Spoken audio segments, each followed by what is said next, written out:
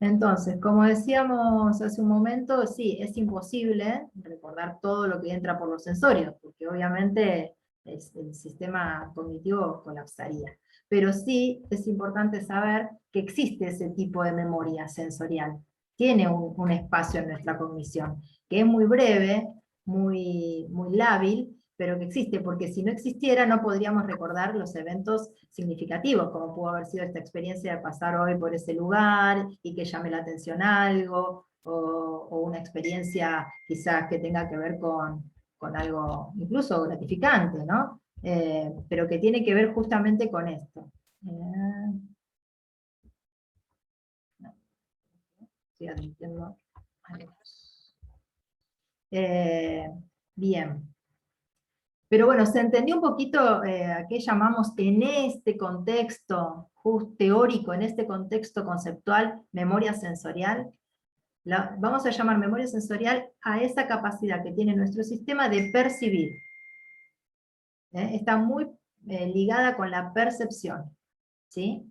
Por eso también se la puede, a veces hasta describir como casi sinónimos, ¿no? ¿Ustedes están viendo bien ahí la pantalla? ¿Sí? Bien, perfecto. Luego tenemos la memoria de corto plazo, que es la que decíamos, no sé si ustedes quizás ya la hayan estudiado esto en neuropsicología, pero es como una especie de repaso que hacemos, me van diciendo si esto ya lo tienen estudiado, y si no, así seguimos avanzando. Pero bueno, son los distintos almacenes que nos van a servir a nosotros para entender justamente en biología, bien, perfecto. A entender cómo es que se da en nuestro sistema cognitivo el aprendizaje en el niño en desarrollo, ¿sí? Bien. Algunos dicen que no lo vieron, bien, está bueno. Bueno, lo vamos recordando, lo retomamos, siempre es bueno. Estos son conceptos sobre los cuales uno vuelve siempre volvemos sobre estos conceptos, aunque ya los habíamos visto, pero para no ser redundante con otras cátedras también, ¿sí? Entonces, aquí, bien. Si indagamos un poquito más, entonces, si describimos un poquito más, vieron que la memoria sensorial, como decíamos, está muy pegada con los procesos de percepción y de atención, ¿sí? De algún modo tienen que ver con la capacidad de atencionar, están ligadas. Pero bueno, involucra esto, los procesos perceptivos, ¿sí? Esta que decíamos recién, y esto tiene una representación residual, decíamos, ¿no? Como que dura poquito, enseguida se va de nuestro sistema, ¿sí? Que suelen tener que ver con imágenes que uno puede ver, o con, como decíamos, imágenes que no solo son visuales, pueden ser imágenes auditivas, imágenes olfativas, ¿sí? Y que si estas primeras imágenes, como decíamos recién, arman una huella en el sistema cognitivo, en el sistema nervioso, bueno, esto hace que nos permita a nosotros registrar ese momento, ¿sí? Ese registro sensorial, ¿sí? Bien, pero bueno, como decíamos recién, es muy breve. Y luego tenemos este desarrollo de lo que es la memoria de corto plazo, ¿sí? Que vieron, no sé si ustedes estudiaron este principio hay dos principios que están descritos, quizás haya que, esperen que vuelvo, ahí va. Acá también en el chat están participando. Bien, perfecto. Bueno, después en todo caso compartimos también los comentarios. Este principio que tiene que ver con, hay dos principios, ¿no? Uno de los principios que tiene que ver con esta posición de la curva serial, ¿sí? Y que tiene que ver con el principio de primacía y resencia, es decir, que en el almacén de memoria de corto plazo tendemos a recordar lo que aparece al principio de la información, vieron que siempre suele ser secuencial, ¿sí? Salvo que sea una entrada visual, donde la información es simultánea, pero cuando la información es secuencial, como puede ser un relato, ¿sí? tendemos a registrar, el sistema lo hace casi sin darnos cuenta, a registrar lo que aparece en el inicio y en el final, ¿sí? Esto tiene que ver con este principio de primacía y de resencia, ¿sí? Quizás ustedes estén viendo, por ejemplo, se habló la semana pasada del spam de dígitos, cómo recordamos, las curvas de aprendizaje, que es cuando administramos una lista de palabras y queremos que las repitan. En general hay un análisis que se hace justamente de este principio, ¿no? De recordar el principio y el final. Y luego hay otro principio, que es este paradigma, que tiene que ver con el utilizar el tiempo de respuesta o el tiempo de reacción, ¿sí? Y que ayuda a jerarquizar estos procesos subyacentes. Es decir, cuando nosotros evocamos esta memoria de corto plazo, hay un tiempo de reacción, ¿no? Por ejemplo, yo digo, bueno, a ver, yo digo una frase, y le pido al niño, bueno, voy a decir una frase, vos repetís, decís lo mismo que yo digo, ¿sí? Entonces le digo la frase, ese tiempo que el niño tarda entre que yo termino de hablar y empieza él a darme su respuesta, ese tiempo de respuesta, es un tiempo en el que su cerebro está procesando la información. Si bien es inmediata, porque yo digo, bueno, yo digo la frase y vos repetís, entonces el niño escucha y repite, pero hay unos segundos entre que yo termino de hablar y el niño empieza a dar su respuesta. Ese tiempo de reacción o tiempo de respuesta también arma una idea y nos permite justamente poder jerarquizar ese proceso subyacente que tiene que ver con ese cerebro que está procesando esta información y el tiempo que le dedica a ese procesamiento. Hay niños, por eso también se evalúa y se analiza mucho todo lo que tiene que ver con la velocidad de procesamiento, tiene un poquito que ver con esto, ¿sí? Bueno, esto era un ejemplo, yo pensé que lo había, porque no quiero como perder mucho tiempo. Bien, entonces, cuando nosotros aprendemos, en este caso aritmética, pero con el aprendizaje de la lectoescritura también, utilizamos todos estos almacenes de memoria, ¿sí? El almacén desde el sensorial hasta el corto plazo, la de memoria de trabajo, la memoria de largo plazo, son todos los sistemas de memoria que utilizamos en los procesos de aprendizaje, ¿sí? Entonces, por ejemplo, en este ejemplo en donde tenemos que hacer un cálculo, lo primero que nuestra memoria va a evocar es una memoria más de largo plazo, porque tiene que identificar ese dígito. Si acá aparece este símbolo, y yo digo que esto es un 20, es porque lo tengo guardado en mi memoria de largo plazo. Y si aparece este símbolo, es porque yo lo tengo guardado. Entonces, lo primero que aparece, luego de que pasó esta información por el sensorio visual, es poder identificar justamente y poder evocar ese aprendizaje que yo ya tengo guardado en mi memoria, ¿sí? Entonces permite esta exploración de la memoria de corto plazo y esta interacción que se genera con el conocimiento previo o la memoria de largo plazo. Y esto es lo que a mí me va a permitir, bueno, seleccionar una respuesta apropiada, ¿sí? Entonces, por ejemplo, bueno, esto es como solo de ejemplo, podemos tener este tipo de cálculos, y bueno, aquí aparecen nuevos símbolos, pero aquí necesitamos evocar una nueva información, no solamente que esto es un 20, que esto es un más, que esto es un por y que esto es un igual, sino que tengo que saber una regla para resolver este cálculo, ¿sí? Porque sabemos que estos cálculos necesitan una regla de resolución. Entonces, ahí es donde la evocación tiene que ver con poder ir a los procesos que ya fueron aprendidos, para poder adquirir, para poder, como decíamos acá, seleccionar una respuesta apropiada, ¿sí? Entonces, fíjense la cantidad de información que necesitamos tener a disposición para poder dar una respuesta, ¿sí? Entonces, la memoria de trabajo va a estar activa, porque mientras yo estoy pensando, a ver, 4 por 2, 8, 20 más 8 menos 3, tengo la memoria, tengo ahí la memoria de trabajo activa, tengo la memoria perceptiva, porque estoy viendo ahí, a veces es cálculo mental, y entonces tengo que hacerme de la imagen, pero en este caso lo estoy viendo, entonces hay algo de la percepción que a mí me ayuda, que me apoyo para poder hacer este cálculo, ¿sí?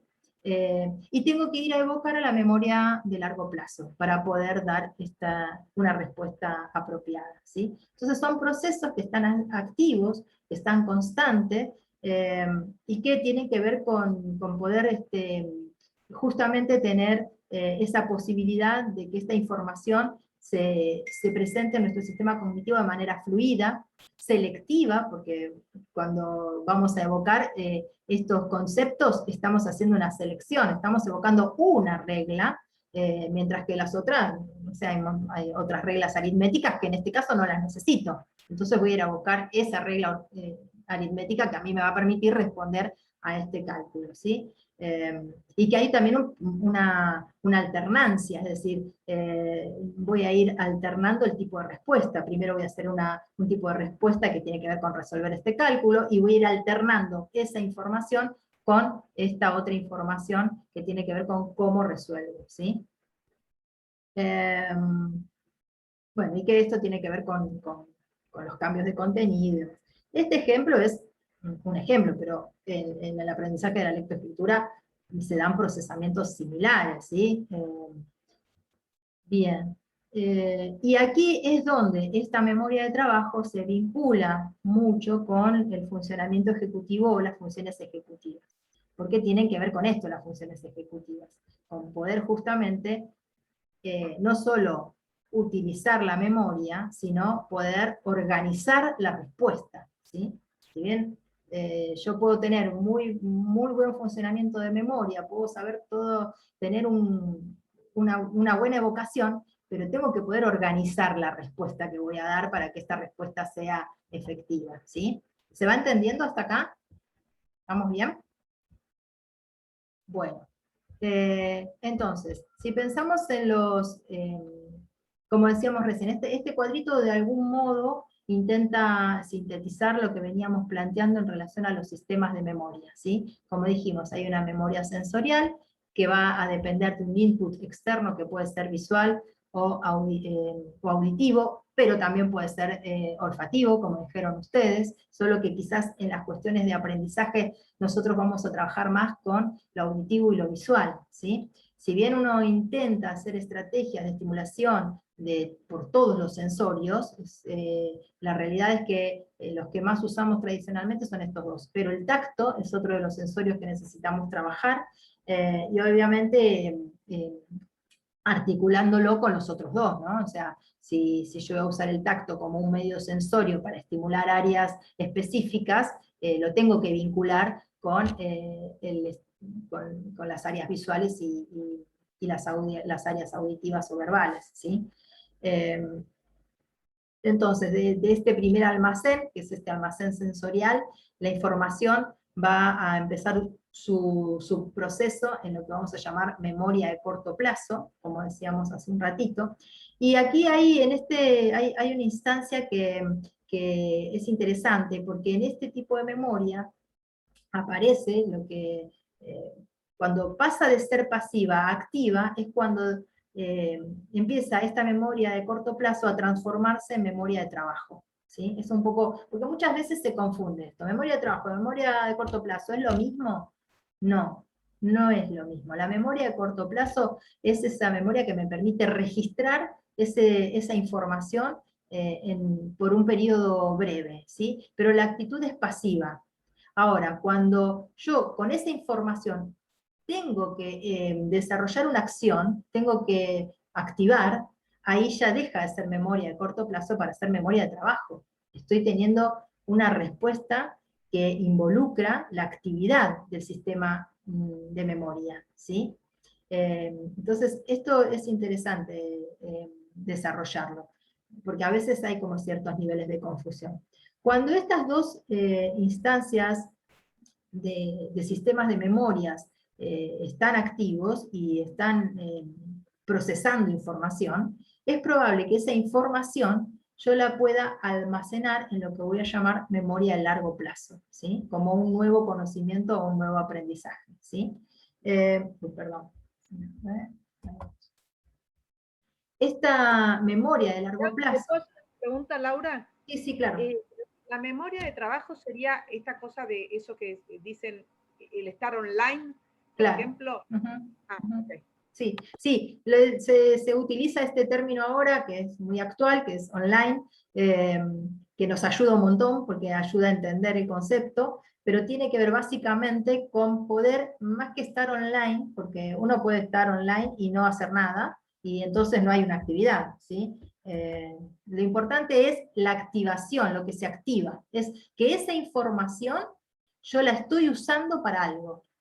No es solamente estar online, sino que estoy usándola para algo, esa información. Si estoy haciendo un cálculo mental, estoy procesando información, entonces digo, 3 por 8, y tengo ese 3 por 8 ahí, y voy al 24, bueno, esa operación que yo estoy haciendo con mi sistema de memoria, es la memoria de trabajo. Estoy manteniendo online, pero la hago trabajar, no solo la mantengo, sino que la hago trabajar, ¿sí? No es solo que está... Por ejemplo, no sé, estás en la cocina y estás haciendo otra cosa, de golpe empieza la pava eléctrica a chillar, ¿viste? Y vos, sin darte cuenta de lo que estás haciendo, la sacás de ahí, servís el té, haces todo un montón de actividades. Estás activo, pero lo estás haciendo sin pensar, como una secuencia de actividades. Sí. ¿A eso te referís? Eso tiene más que ver con las funciones ejecutivas, con la capacidad de resolución, ¿sí? Con la capacidad de resolver ejecutivamente frente a un estímulo y poder flexibilizar, y si estoy haciendo una cosa, pero me llamó otro estímulo, y entonces dejo esto para responder a ese otro estímulo, sí, tiene más que ver con las funciones ejecutivas. En general, en la memoria de trabajo, esta acción implica una resolución que yo voy a después tener que servirme de esa resolución para poder guardarla en mi memoria más de largo plazo o de mediano plazo, ¿sí? Por eso, sí, sí. Por ejemplo, recordar un número de teléfono que le tengo que pasar Exacto. dentro de un rato a fulano. Exacto. O acordarme que tengo que pagar, no sé, 6.538,52 centavos a, no sé, la promotora que le compré el libro, que me toca el timbre en un ratito. O sea, capaz que tenga que ver con eso, retener un mensaje que le tengo que pasar a alguien. Ahí sí tengo que hacer el esfuerzo de recordar este mensaje o esta situación. De para, mantenerlo. Claro, para pasársela a otra persona o para replicarla, ¿no? ¿Sería Tal cual. eso la memoria de trabajo? Sí, es mantenerla activa para poder dar una respuesta, para poder organizar una respuesta. Y el ejemplo que dio Ana es súper interesante, porque evoca la memoria de trabajo. Yo necesito mantener esa información del movimiento que tengo que hacer para sacar la pava, para poder seguir haciendo todo lo demás. Pero no solo es la memoria de trabajo, es la función ejecutiva, y es lo que también en neuropsicología se llama memoria procedural, que es esa memoria de la acción, memoria procedural, ¿sí? Que a veces se ha descrito en adultos que por alguna injuria tienen alguna lesión cerebral y pierden esa capacidad procedural y se desorganizan y no saben bien cómo, es muy extraño de ver, porque uno no se lo imagina si no lo ve, ¿no? Cómo alguien puede desorganizarse al nivel de querer salir, y en lugar de ir hacia la puerta, ir hacia la pared o ir hacia la ventana. Ese nivel de desorganización. Esa memoria de la acción, que es la memoria procedural, que tiene que ver con las funciones ejecutivas, y que también es una de las cosas que en el deterioro cognitivo del adulto mayor también se empieza a alterar, ¿no? Hay una película, no recuerdo ahora el nombre, que es clarísimo cómo pierde la memoria procedural, impresionante. Pero sí, el ejemplo que dio Ana es interesante en relación a las funciones ejecutivas y la memoria procedural, de cómo hago una acción, eso es, cómo procedo, cómo resuelvo. Si yo sé que lo que utilizo cuando preparo un té, esa es memoria de acción. En cambio, como dice Marta, la vinculación con la memoria de trabajo es esta memoria que necesito mantener ahí para poder usarla en forma inmediata. Sí. Tengo una pregunta, no sé si por ahí yo pienso que es una pregunta tonta, se me acaba de ocurrir. No hay preguntas tontas. Nunca hay preguntas tontas. ¿Estas memorias son las que se ven afectadas con el Alzheimer, por ejemplo? Claro, sí, tal cual. Porque hoy una compañera compartió en su Instagram un pintor que no me acuerdo cómo se llama, Yanela, está acá presente, se fue haciendo autorretratos y iba mostrando, digamos, el deterioro de cómo se iba pintando él en sus autorretratos, y la verdad que, bueno, se me vino a la mente esto. Sí, claro, por eso decimos que estas son las áreas que, como decíamos hace un momento, son sobre todo las funciones ejecutivas, las últimas en desarrollarse y las primeras en empezar a deteriorarse. Y lo que más se ve afectado es esta memoria procedural, esta capacidad de, como decíamos recién, de ir reconociendo. Luego se van a ir afectando todas las áreas de la memoria, ¿no? El deterioro cuando arranca, bueno, hay mucho trabajo hecho para minimizar, para poder acompañar con estrategias de recuperación. Hay un montón de trabajos hecho de memoria en adultos, muchísimos, súper interesantes todos.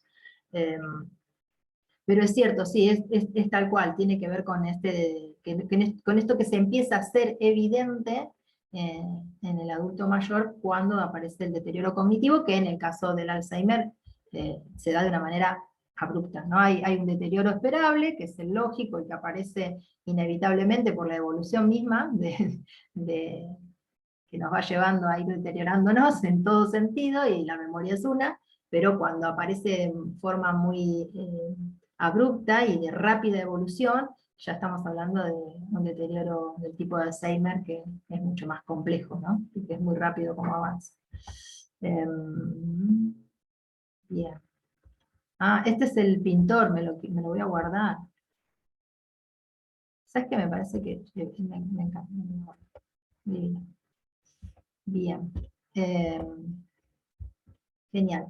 Entonces, vieron que acá apareció lo de la memoria procedural y lo de la memoria implícita, ¿sí? Y fíjense los tiempos, fíjense que este tipo de memoria, la memoria de corto plazo y la memoria de trabajo, dura apenas unos milisegundos, no la tenemos mucho tiempo. Hay un tiempo de caducidad, esto lo podemos mantener un tiempito, ¿sí? Salvo que lo estemos estimulando todo el tiempo, ¿no? Si esto me tengo que acordar el número de teléfono de alguien, y yo lo repito, y lo repito, y lo repito, y lo repito, y lo repito, bueno, lo estoy manteniendo, y ahí sí lo puedo tener más tiempo.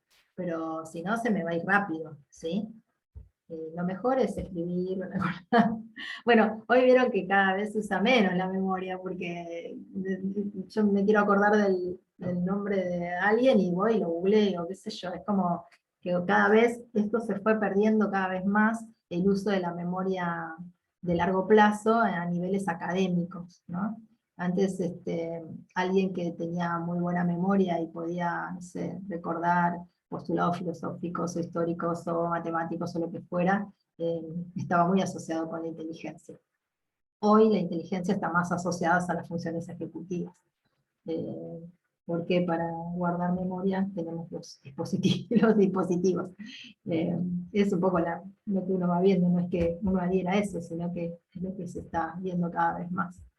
Entonces, fíjense en este cuadrito, qué interesante, que aparece la memoria sensorial, la memoria de corto plazo y la de largo plazo, y las características de cada uno, ¿no? Qué tipo de capacidad, son limitadas, tienen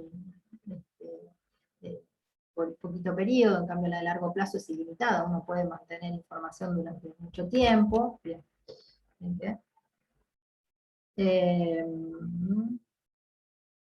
Y acá aparecen características, ¿no? Específicas, que me parece que es interesante que lo podamos pensar, ¿no? Esto que decimos, la presencia temporal, el tiempo que está es muy escaso, es muy cortito, limitado. En cambio la memoria de trabajo puede ser indefinida, uno puede guardar cosas en la memoria por mucho, mucho tiempo. El formato, que decíamos recién también, ¿sí? Que este formato es más, se dice precategorial, esto es interesante, porque es un formato precategorial porque el sensorio a mí me tira una información de forma, de color, de sonido, pero es precategorial, después lo voy a codificar, cuando entra en el almacén de corto plazo. Al principio no tiene una categoría, es lo que aparece en el sensorio, y el procesamiento de codificar eso que yo percibo a través de los sensorios es un subproceso que va a estar más relacionado con la memoria de corto plazo. Es allí donde yo codifico esa información, donde le doy una categoría, ¿sí? La memoria sensorial es precategorial. En cambio, la memoria de corto plazo, bueno, ya ahí ya estoy dándole una codificación, lo estoy vinculando con alguna imagen que esté preestablecida en mi almacén, ¿sí? Y también lo voy a volver a codificar como una información que voy a guardar en la memoria y que eso sí ya va a formar parte de un esquema conceptual, ¿sí? Algo que a mí me va a quedar en la memoria. Igual en los procesos de aprendizaje hay algo muy particular, que es que esto que ocurre que da la sensación que la memoria de largo plazo a veces no tiene el efecto que uno esperaría, ¿no? Por esto, para decirlo de algún modo. Es como si enseñamos cada vez que viene el 2 de abril, enseñamos, por ejemplo, algo en relación a las Islas Malvinas y la Guerra de Malvinas, y le dedicamos tiempo en el calendario escolar a esto, ¿no? O el 25 de mayo le dedicamos tiempo escolar y académico a la enseñanza de lo que ocurrió en la semana de mayo, o diferentes contenidos que podamos ir encontrando, historia o ciencias naturales y demás. Uno esperaría que ese contenido, ese concepto, quede registrado en esa memoria, para que en etapas futuras se pueda evocar, y que lo podamos traer, y que podamos dar cuenta de ese aprendizaje. Pero muchas veces nos pasa que esto no ocurre así, que cuando al año siguiente volvemos a preguntar, ¿se acuerdan qué pasó en la semana de mayo? Los chicos no se acuerdan.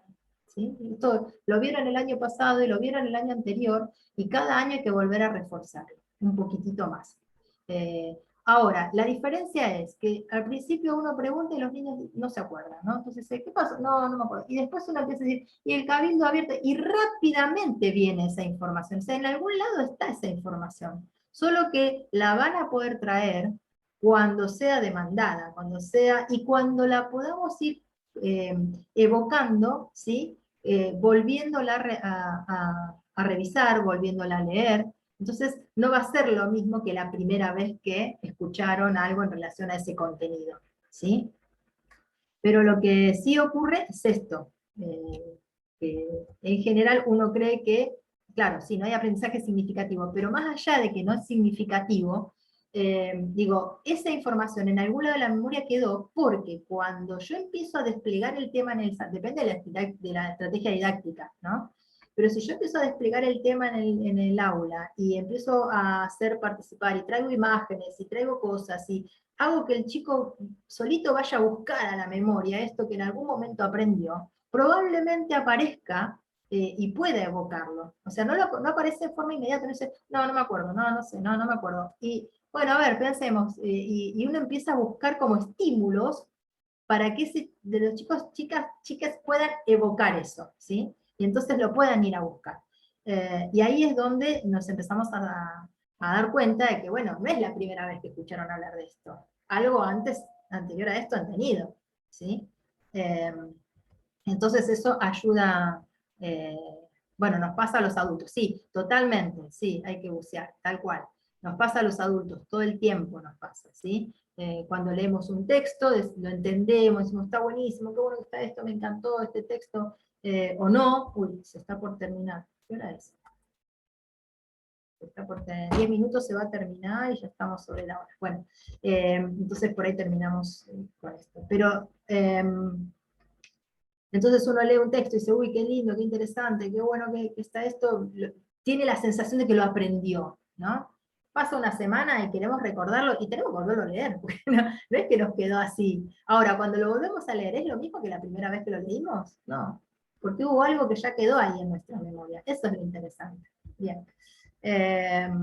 Bien, entonces, los procesamientos de información para resolver conflictos es una manera de decir, ¿no? Como para generar nuevo conocimiento, para tener una nueva...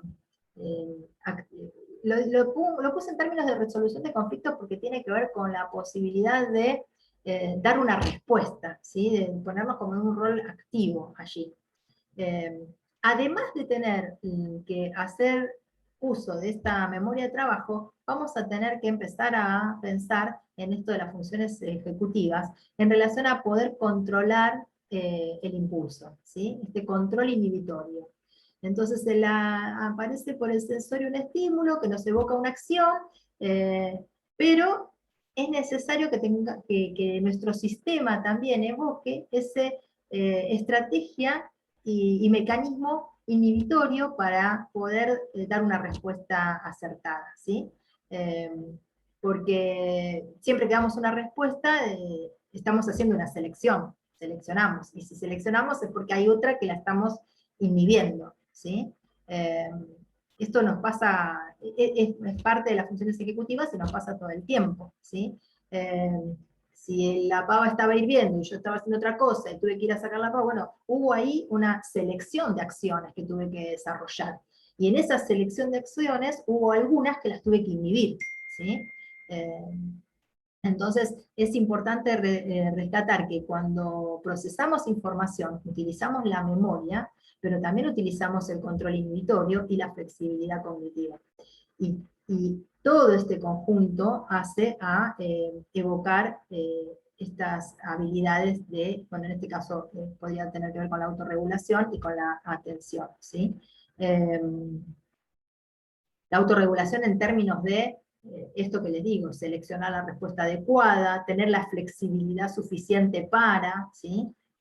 Poder armar una respuesta apropiada, esta flexibilidad que me va a permitir que, si yo venía hoy por camino negro y de golpe estaba cortado, y yo tenía que llegar porque si no se me atrasaba todo, bueno, algo de la autorregulación tuvo que ocurrir y de la flexibilidad para que yo tenga la capacidad de decir, bueno, cambio de camino, o me tranquilizo, sé que esto me lo voy a tener que bancar y seguir, digo, eso es la flexibilidad cognitiva, bancarse, un poco, tener como esa capacidad para cambiar una respuesta, para poder flexibilizar la acción, de alguna manera. Bueno, y que esto tiene que ver con indicadores de estas capacidades de reflexión y estas habilidades para poder guiar ese comportamiento, ¿sí? Bien, acá hay algunas definiciones de funciones ejecutivas, que por ahí yo después se las voy a compartir, ¿sí? Que son todas súper actuales, pero sobre todo, esta es una de las más actuales, ¿sí? Que tiene que ver con que son las funciones mentales que nos van a permitir razonar, resolver problemas, entender lo que leemos, lo que escuchamos, ejercitar la toma de decisiones, el autocontrol, poder tener respuestas disciplinar, ser creativos, adaptados, de poder tener esta capacidad de adaptarnos a los cambios y a la nueva información también. Y bueno, que las necesitamos para poder aprender, esto es fundamental. Bien, hasta acá alguna duda, porque ya nos quedan 5 minutos y no quisiera que se corte así, perdón, tan abruptamente. ¿Hasta acá vamos bien? ¿Alguna duda en relación a esto? No, seguimos bien, perfecto. Bueno, entonces, en esta sí, esto también parece, es como interesante de ver, porque acá aparece, hay varios estímulos que están presentes, ¿no? Y la representación interna de este contexto son las que nos van a ayudar a nosotros a poder, esto que decíamos antes, ¿no? Inhibir una información relevante de una información irrelevante, ¿sí? Poder tener esa capacidad de selectividad frente al estímulo. Esto es interesante de ver cuando hacemos lecturas, ¿vieron? Cuando uno lee y dice, bueno, esto es importante, le presto atención, esto no es tan importante, lo paso, ¿sí? Esa capacidad de poder seleccionar lo que es más significativo y más importante dentro del proceso que estemos haciendo en ese momento, ¿sí? Entonces, la memoria de trabajo mantiene esa información necesaria para poder emitir una respuesta en el momento correspondiente según las necesidades que tengamos en el momento, ¿no? Bien. A ver, por acá. Y otro apartadito, que con esto sí ya vamos a cerrar, tiene que ver con las funciones ejecutivas y que están vinculadas, que están descritas como funciones cálidas y funciones frías. No sé si lo vieron eso en algún momento. Pero es importante que consideremos esta diferenciación de las funciones ejecutivas entre cálidas y frías, ¿sí? Porque tiene que ver justamente con el tipo de tratamiento que le vamos a dar a la acción, ¿sí? Y el tipo de respuesta que vamos a organizar. Entonces, cuando hablamos de funciones ejecutivas frías, las áreas cognitivas que van a estar activadas son las áreas frontales, pero también dorsolaterales, porque es de donde va a venir la información. Vieron que la información se procesa,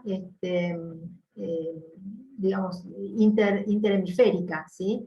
Lo que nosotros incorporamos del sensorio izquierdo se va vía tálamo a procesar también en el derecho. Entonces, me refiero sobre todo a los sentidos, a la visión y a la audición, ¿sí? Entonces hay una activación de las áreas dorsolaterales y frontales, y que tiene que ver con la planificación de una respuesta, pero ahí hay una mediatización que va a estar dada por el nivel de razonamiento, ¿sí? Y vamos a activar la memoria de trabajo, vamos a activar acciones que tienen que ver con conceptualizar, con categorizar, ¿sí? Entonces, por ejemplo, si tenemos que resolver un cálculo, o esto que decíamos recién, mantener una información, vamos a estar utilizando la memoria, perdón, las funciones ejecutivas más frías. Estamos frente a estímulos que nos permiten tomar decisiones de manera controlada, ¿sí? Ahora, hay otra manifestación de las funciones ejecutivas y que tienen que ver con una respuesta que no está tan mediatizada por la posibilidad de generar una respuesta racional, ¿sí? Y acá se activan otras áreas que tienen que ver más con una subcorteza, porque son esas áreas que se van a ir activando frente a un impacto emocional, a un estímulo que evoque áreas emocionales, ¿no? Que tienen más vínculo con las áreas amigdalinas, ¿sí? Entonces vamos a ver, por ejemplo, esto que yo les comentaba, ¿no? Si yo estoy, para darlo como, tiene que ver con el control de impulsos y demás, pero si yo vengo manejando por la ruta, estoy utilizando mis funciones ejecutivas frías, porque digamos, estoy activando un mecanismo de manejo que lo tengo incorporado, está en mi memoria, además en mi memoria motora, porque esto es otra de las cosas que es importante también, que es el registro motor, en la memoria motora que yo tengo incorporada, por lo cual hago los movimientos para ir manejando en la ruta, y voy activando mis funciones ejecutivas frías. Ahora, si yo voy por el medio de la ruta y de golpe se me aparece un camión de frente de contramano, se me va a activar el área, obviamente, emocional, la amígdala, me va a dar taquicardia, voy a empezar con otras, digamos, se van a estimular otras áreas, y allí el funcionamiento va a ser, es lo que se llama funciones ejecutivas cálidas. ¿Qué capacidad voy a tener para reaccionar frente a algo inesperado, frente a algo imprevisto, que además impacta sobre la emoción, ¿sí? Entonces ahí la respuesta es una respuesta que es diferente porque activa otras áreas corticales. Está activando un área que tiene que ver con la respuesta, en este caso por ahí emocional. Dice, profe, se va a cortar, volvemos a entrar. Miren, estamos sobre la hora.